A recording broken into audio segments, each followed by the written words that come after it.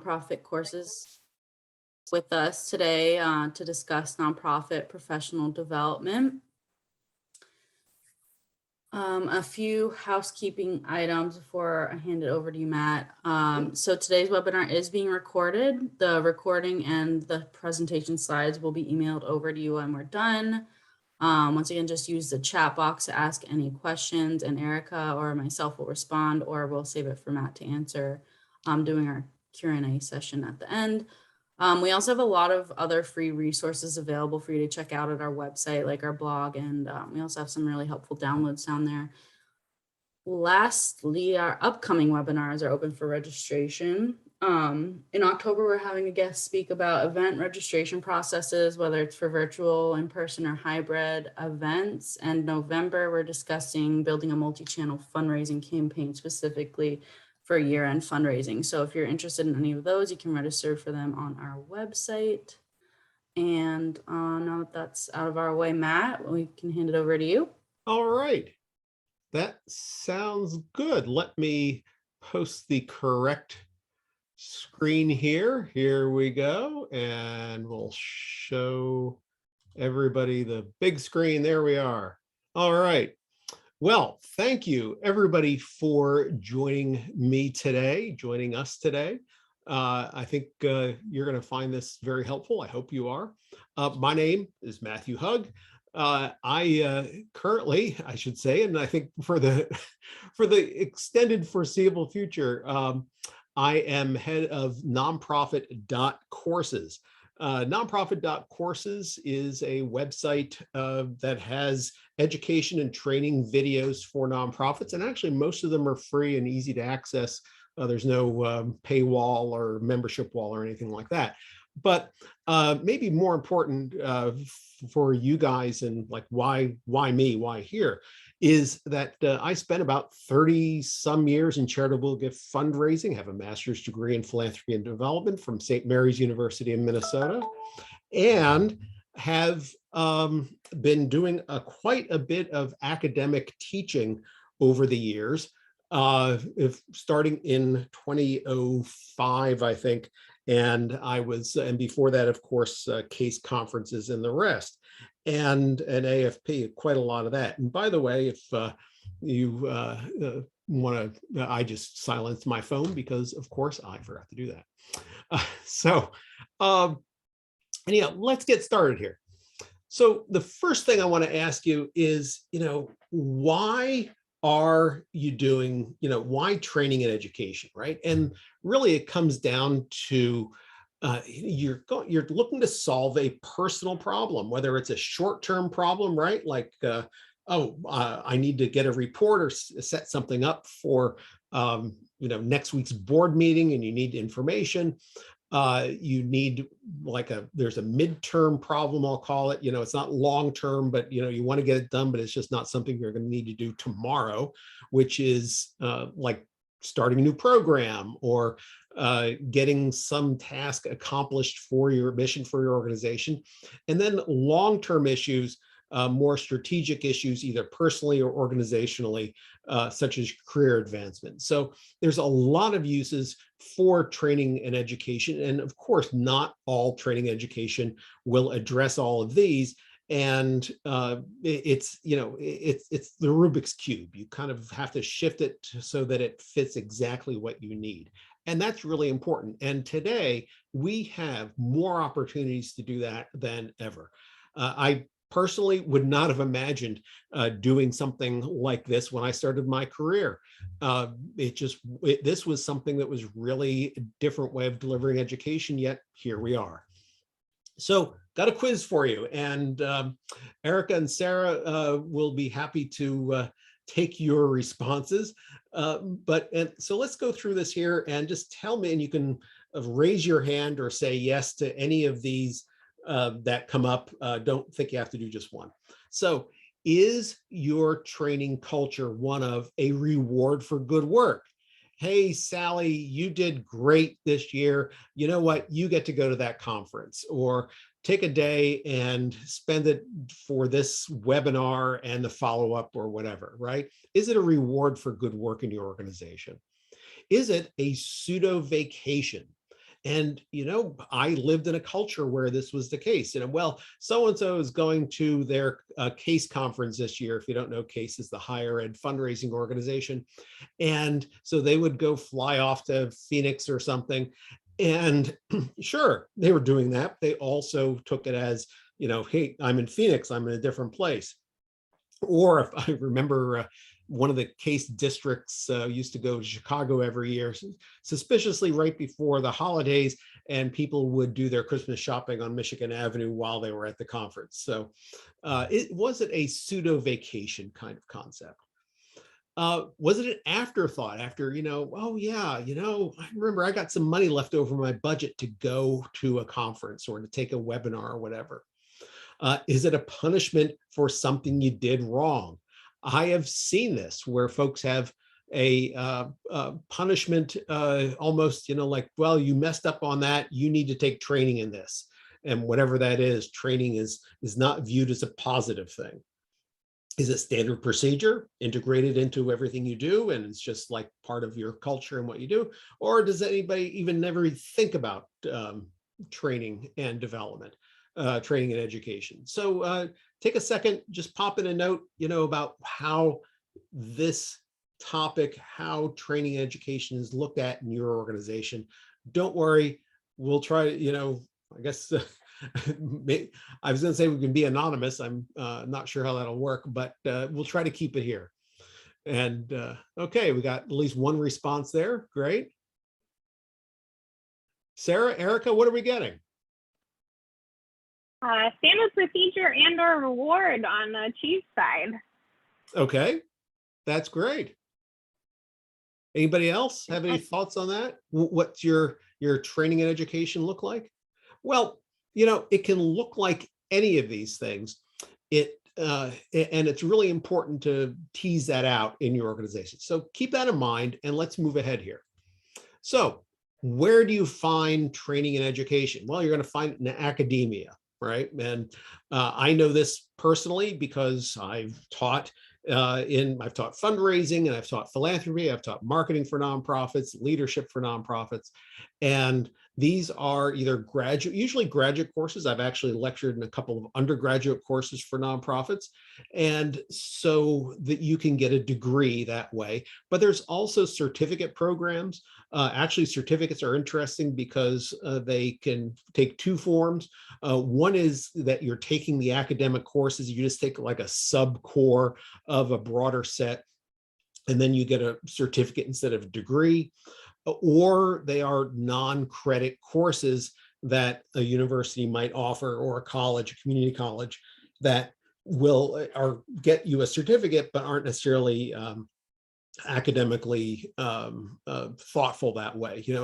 Actually, you can always tell the difference, because in a real academic course, you're going to have quizzes and tests and write papers and get graded, or the others you won't. Then there's community education in that academia as well. And we're going to come back to that, because that's an important thing for you in a few other ways. Of course, we always think of professional associations. That's one of the primary purposes of professional associations, is to train people. And they offer seminars or webinars, certificates, podcasts, continuing education units, right? Like CFRE and CAE and others.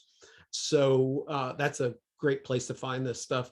More and more private companies like Achieve are coming into offering educational opportunities. And actually, that's what you'll see a lot of on Nonprofit.Courses, are some really valuable content from companies that do this.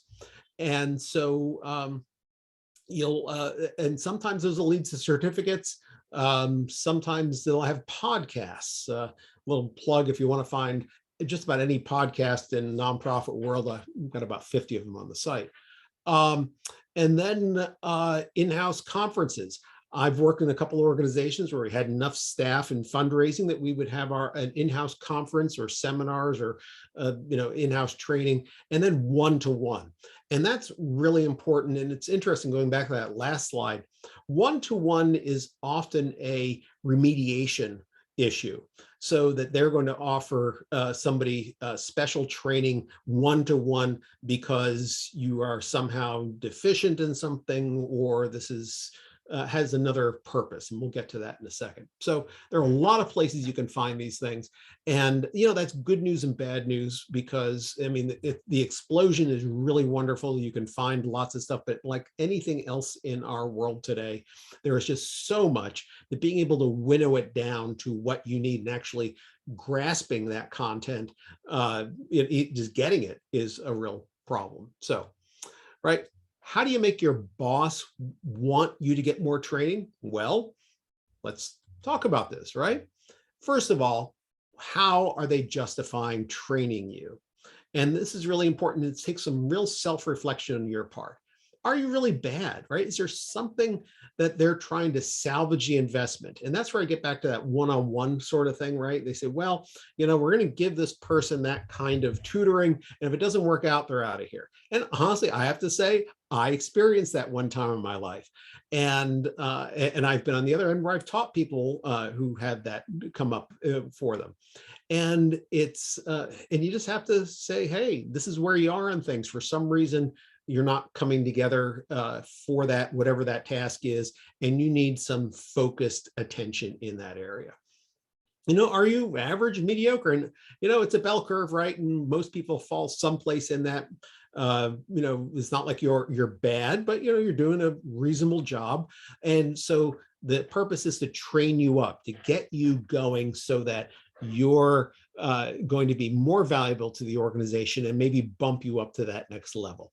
And then, of course, there is, that you're just simply really good, and they want to throw money into you because they're going to make that great person even better and get a super person out of that. And of course, everybody wants to be there. And in some ways, and in some places you are, and if you really can specialize in something, that might be where you end up. So there are ways that we justify training, whether you're a supervisor or on the other side, whether you are a learner, right? Are you really, you're just not good at something? Are you average? Or are you really good? I had somebody tell me, what was it? Study, do what you're good at, study what you're not. And that falls into this slide here. So here we go. You are an investment. And this is important to remember just generally in our work with nonprofits or any organization we work for. They're investing money. Their salary and benefits they pay you is an investment, and that they want to get more out of that investment than the paycheck they're giving you, or at least as much. Now, that may or may not be in dollar terms. Maybe you have a mission position that is not an income generating position, but there has to be some value that the organization is getting. And right, we work for nonprofits, so the mission, and most importantly, the mission recipients are getting, that justifies keeping you on the payroll and to train you more. Now, can training and education increase the value? Yeah, and that's really important, right? So that, are you giving back more than what they're paying you, more than the investment emotionally and logistically is in you, and can you give them more back based on that training that you're doing? Not only broadly, but specifically the kind of training that you're going to pick. So quantify things. It's really important that you're able to quantify what the value is going to be of the training, so you can justify that, so that that will make decision easier. I think it was my father-in-law, somebody who said to me years ago, he was in sales, he said, people buy emotionally. That's true, folks. You want to buy a new car, right? Oh, I love that car. There's something about that car that really gets me. I can see myself sitting in it. I'll look good in it and all that, right? And I love how it drives. But then they justify logically. So you buy emotionally, but you justify logically. Well, you might see a conference that you want to go to, or a webinar you want to take, and you say, wow, that's really good. I can really imagine myself doing this, or a degree program maybe, but you have to be able to justify it logically. And that's what this is about. Are you saving money for the organization? Are you making money? Can you get done something faster or sooner? Or whatever it is, can you calculate that return on investment, either time or money, and say that if I go to this conference, I'm going to return back this kind of, we're going to have these new programs, or I can have the tools now to bump up annual fund, whatever it is, to be able to do something on a quantitative basis. It really will help your justifying getting that training you need. Okay, you want to articulate your goal. What problem are you trying to solve? That's huge because, again, back to that first slide, we are here when you're training and for an education, right? It's about the problems you're trying to solve. So do you need that information quickly? Are you planning tactical, changes, right? Are you making long-term changes? Be able to identify that, and maybe even in each category for whatever you're doing. Well, if I go to this webinar, I'm going to get this information to do A, B, and C, and then I will in 3 months be able to do that, and then this will make a long-term impact either on my career or on the mission recipients or the mission itself, or however that works for you, right? But identify that problem and then go back and look at your quantification on that. Okay, so how do you get the best for your money? This is really an important question, obviously, because you're working for a nonprofit. You are obliged to be thrifty with that money and to put as much money into mission as possible. And how does this impact the mission of your organization? So how are you getting the best value? Well, another quick poll here. How is your training and education paid for? So, let me know. Is it fully by your employer, right? A lot of people still do that, and that's a great thing. Is it based on performance? You see this in a lot of academic, programs where they're going to say, hey, we'll pay for you taking that college class, but you got to get a B or better, or we're not going to pay for it. And that's fine. A lot of folks will get engaged with that. Is it in a split with you and your employer? Is it some sort of ratio, 50-50, 70-30, whatever it is? In other words, does your employer want you to put something in it that way? Are you on your own? Are you paying for this yourself? Or you never looked into it? You have no idea. So Erica, Sarah, what are we getting back on that? Anybody? Well, we saw Lisa's paying for it personally. So definitely want to make sure you're putting your funds in the right places, Lisa. At Achieve, our employers pay for it. So we're really lucky to have continuing education. Well, and this is an interesting point. Like, for example, I was on our local AFP board, Association of Fundraising Professionals board.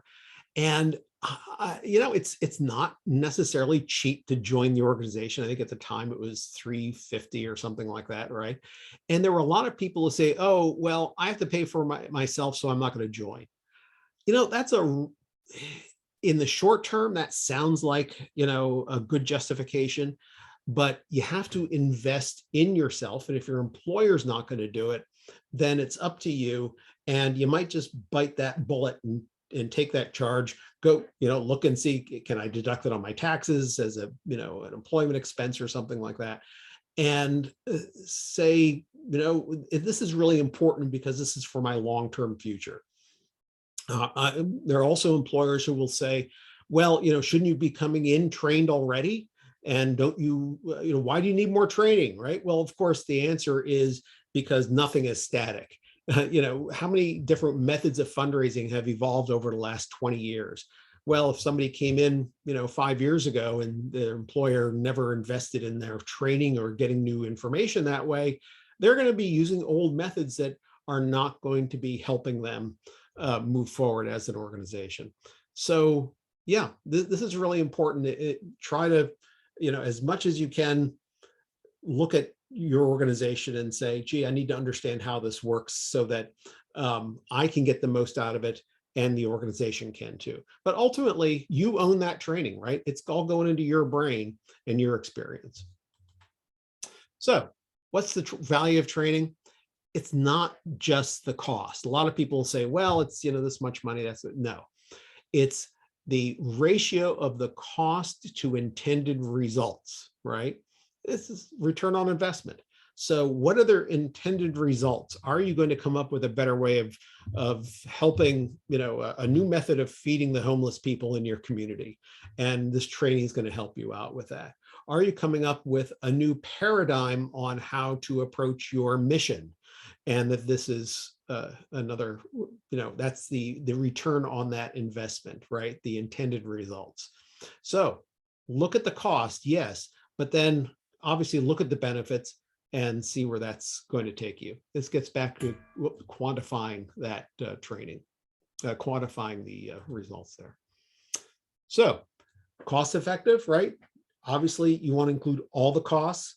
Academic programs, you're going to have learning material and books, travel, maybe food, accommodation, depending on the kind of program you're in.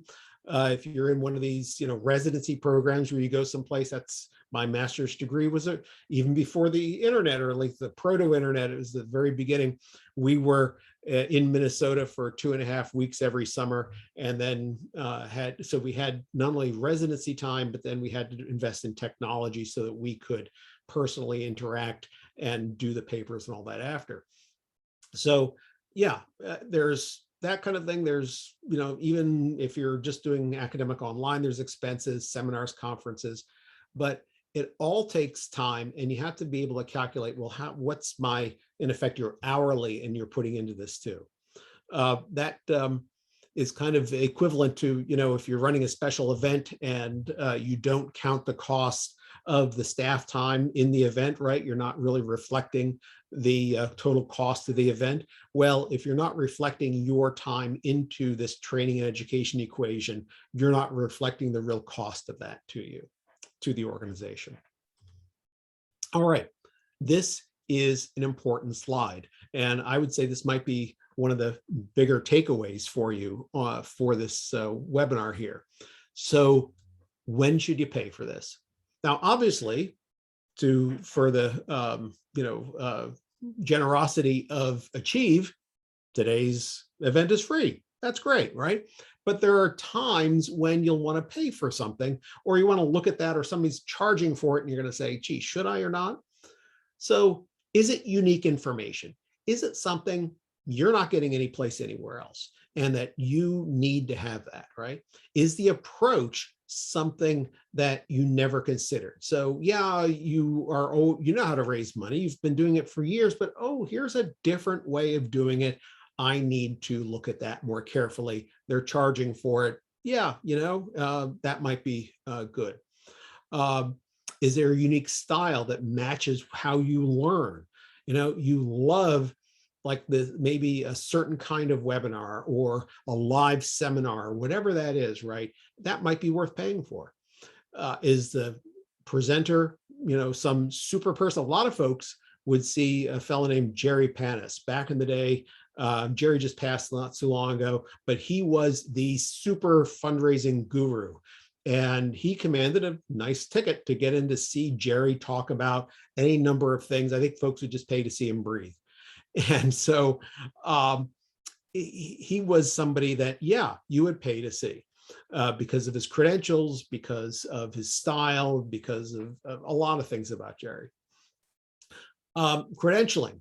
Do you expect to get some CFRE credits or CAE credits or whatever it is, at the end of it? Usually end up paying for that. Is the information so in depth that that you're getting a high volume, and so in effect it's a high value statement that way? Or they're giving you extra stuff, rights to a certain download or some kind of spreadsheets or books or whatever that are part of that obviously have value that you want to get into. So there's a lot of reasons why you might want to pay for the education. And even though there's so much available free, and like on my site, 5,000 or so videos are free, there are certain ones that are paid and that are worth doing and that you need to look at carefully. And that's for anything, not just where my material, but for AFP and for any number of other places. All right. So how do you get the most out of what you're doing for your training experiences? Well, first of all, and this is also an important slide, right?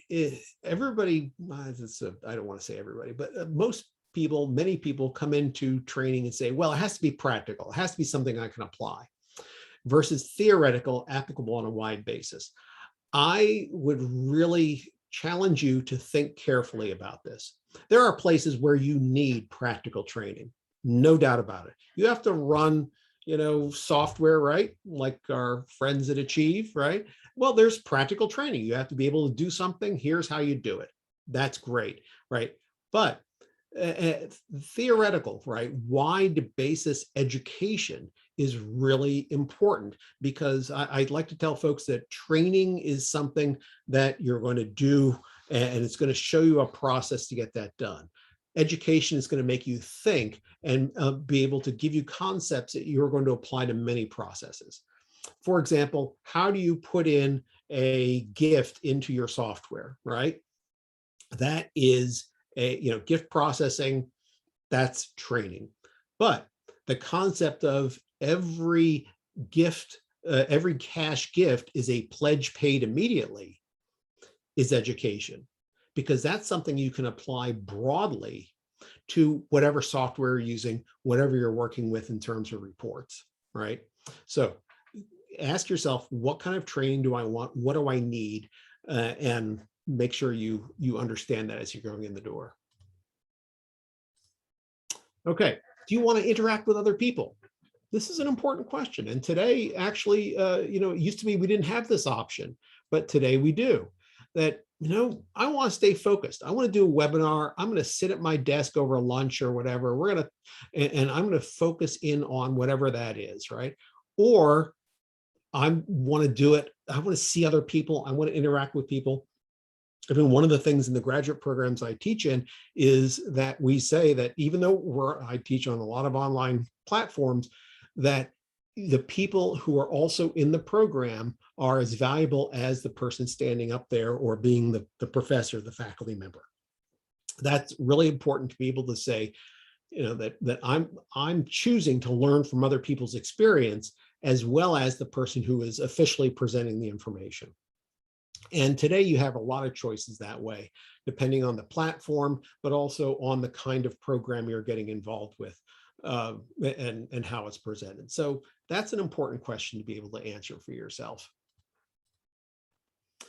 The importance of delivery. This is more important today than ever, right? Who's delivering it? Ask yourself, how did that person get the privilege it is to stand up in front of me and present this information? How are they qualified? What are their credentials? What's their experience, right? How's it going to be delivered, right? So, webinar or in person, if it's a webinar, is it interactive, or is it, one person talking? How's that work? When, of course, is going to be an issue, right? Of is the timing convenient for me? Is it a lunch and learn? Is it something I'm doing nights and weekends or whatever, right? Where, obviously today, where can be in our homes or in our office or wherever you guys are sitting. That's a great where, right? But it also could be at a hotel someplace in town or far away, or in your own office somewhere for in-house training. How will it be delivered? Is it best for your learning style? That is huge. And I really hope that folks take time to look at that question in particular. How is it being presented? And am I getting something out of this? There's, like I said earlier, one of the things about academia is that you get quizzes and you write papers. You not only receive the information, you interact with the information, you manipulate the information. That's where a lot of learning occurs. Not just, like we're doing now, right? And I hope you're learning a lot out of this, right? But if at the end of this, I had a quiz and you had to get a grade, you had to come up with the 5 different ways that that training and education is important to you to get some sort of credentialing or grade. That's a different kind of learning. You would absorb that differently. So keep that in mind. How is it delivered is really important. Of course, the kind of programs you're engaged in have different methods of delivery. And you can see on the chart here, right, how you can get online recorded in just about any kind here. Webinars obviously aren't in person, but I thought this might be handy, a little comparison for you to look at, obviously in person, online, live, and online recorded, that are really the major options we have these days for any kind of training and education. So your first pass, right? Are you looking at the right topic? What attracts you to their topic? Who is offering it? And how will the topic be presented? As you look at, you have the AFP list of programs this year. These are the kind of questions you want to be able to answer. Is, what are you looking for? Who's doing it? And how is it going to be presented?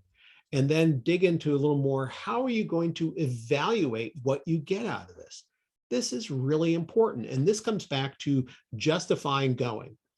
Because if you can come up with a way of saying, this is how I'm going to understand that this is valuable to me before you walk in, you will get so much more out of that program once it's done. And I really, this is not a lot of people do this. I really encourage you to do this.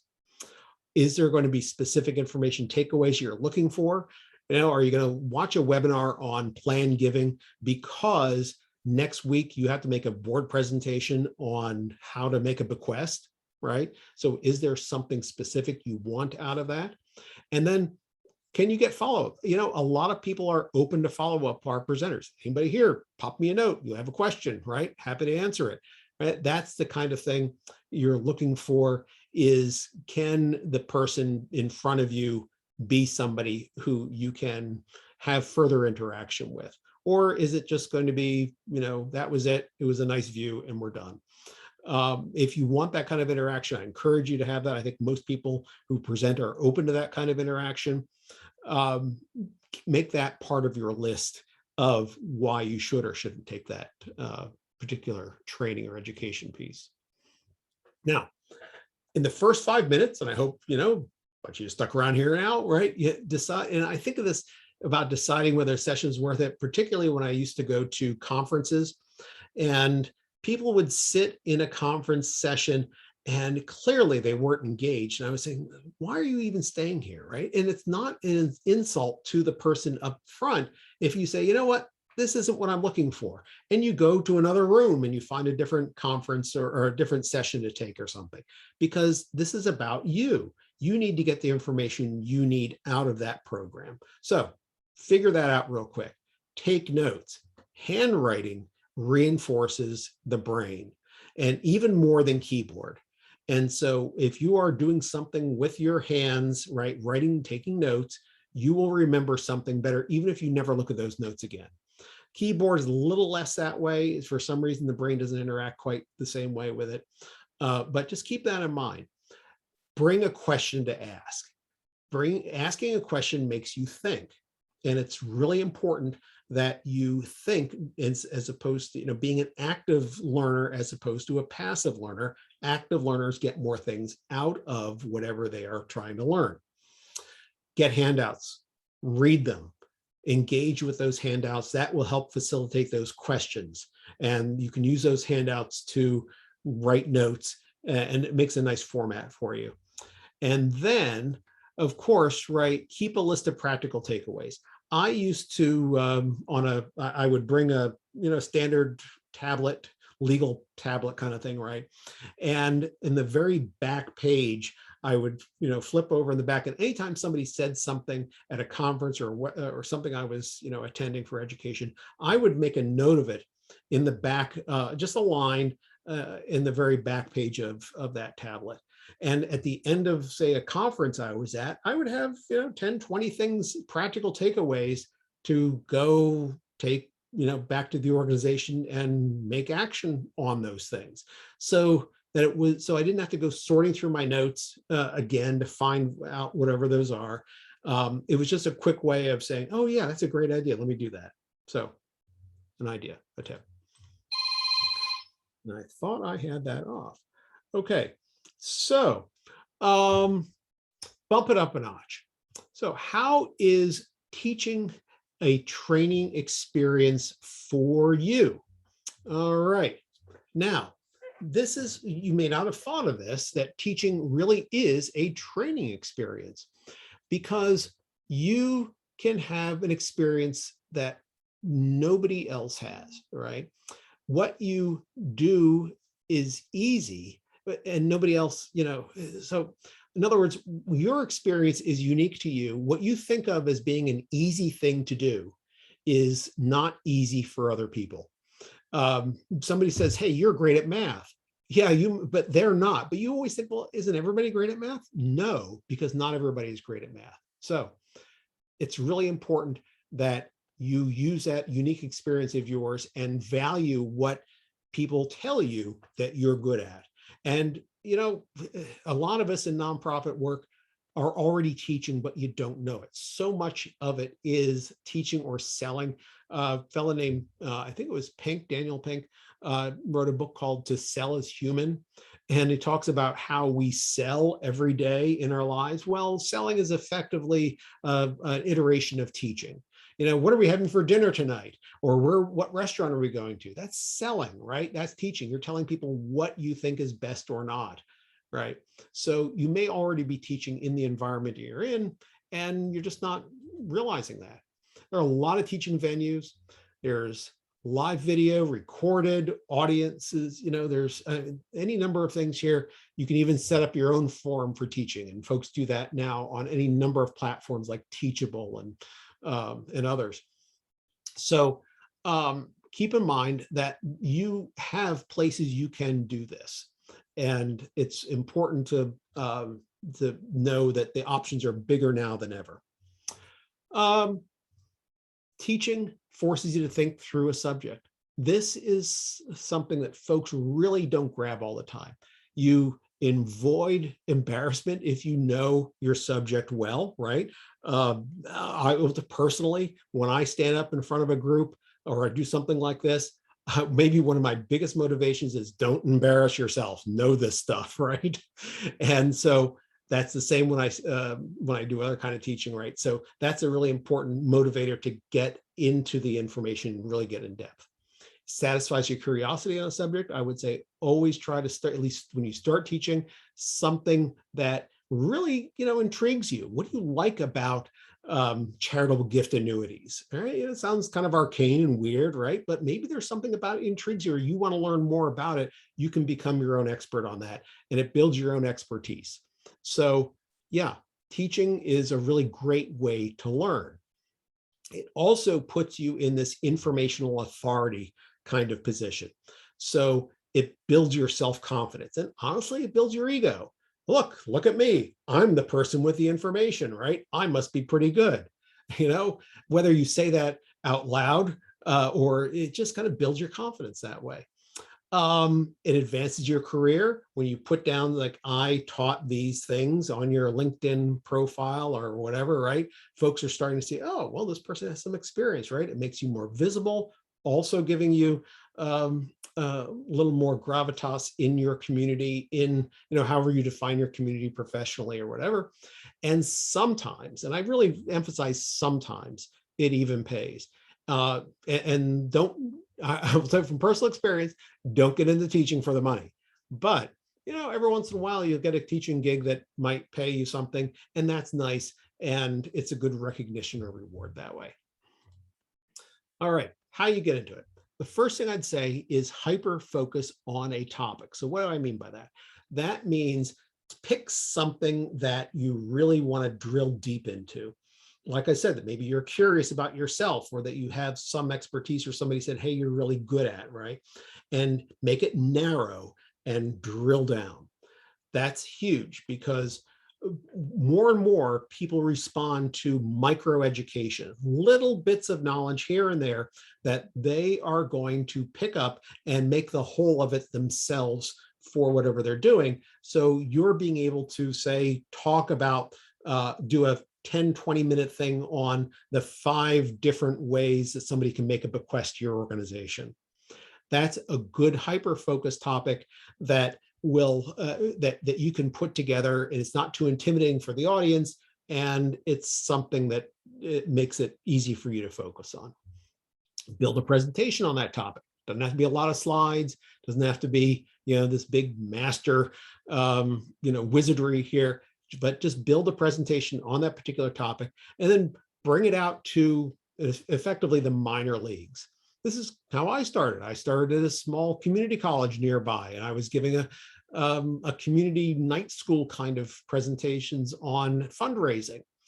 And, like I said, community school night, non-credit college things, in-house training, places where you can feel reasonably safe and that the stakes aren't high if for some reason, it doesn't go well, or that you can kind of improve. This is what minor leagues are for in baseball, right? It's the same, or hockey or wherever. It's the same here, is that there are places that you can make presentations and be good at and build your skills up to something that you can be reasonably on demand with. All right. So what have we gone through here, right? Well, make a strong case for training education. I think that's important to do in any environment, because your life is always changing, right? The one thing you probably remember from your college graduation is the person who stood up there and said that, learn forever, because, what you learn today is not going to be good for tomorrow, right? And all that. Well, it's always changing. So you need to make a strong case for training and education.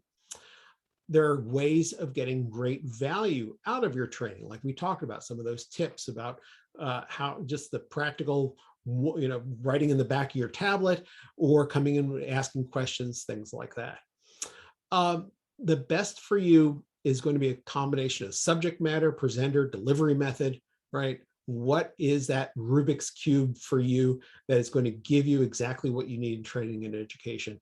And it's a great way, obviously you want to learn more stuff. There's the information value, but there's also the networking and the confidence building value that training and education is going to have for you if you, engage in it. You also, keep a record of what you're doing too. That's really important, because you'll notice over time, you're going to see a lot of the, of your own career evolving and what you're good at, and be able to identify gaps that you need to take that are there for you. And of course, always turn off your phone when you're giving a presentation, which somehow I didn't manage to do. All right. So that's what I got here. You're welcome to connect with me. I put my QR code up here, easy way of getting to the website. But here's my email, phone number, website address, and happy Erica, Sarah.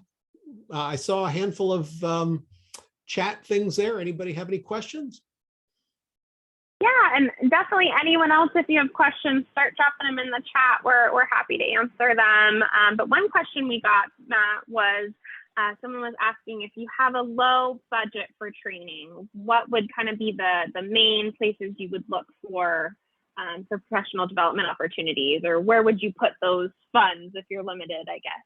Yeah, I mean, okay, so not to sound too self-serving here, but really that's part of the reason why Nonprofit.Courses exists.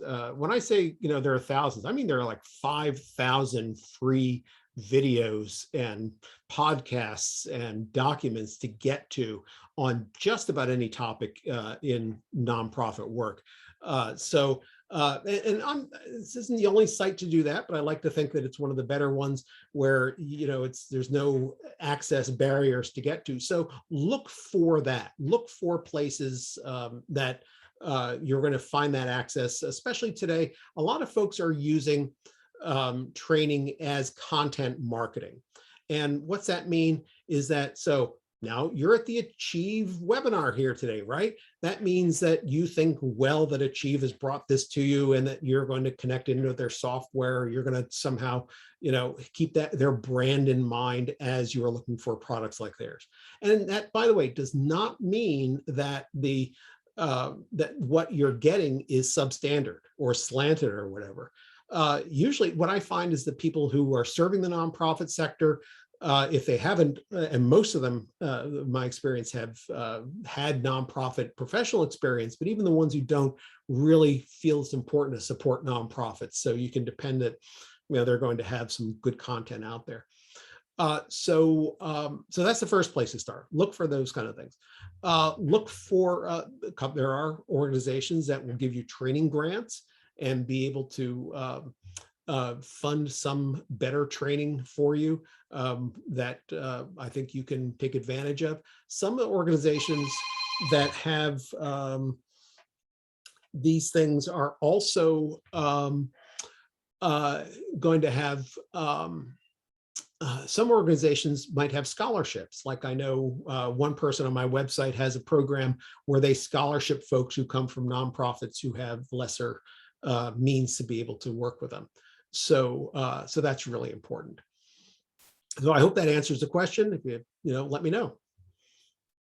Yeah, absolutely. And then we had another comment that was just saying, as a fundraiser, you have so much content to write. When you work one-on-one with someone, you have the knowledge and experience of a professional fundraiser who works with you. In many ways, that's better than writing a paper for academia because it's specific to your needs. Really depends.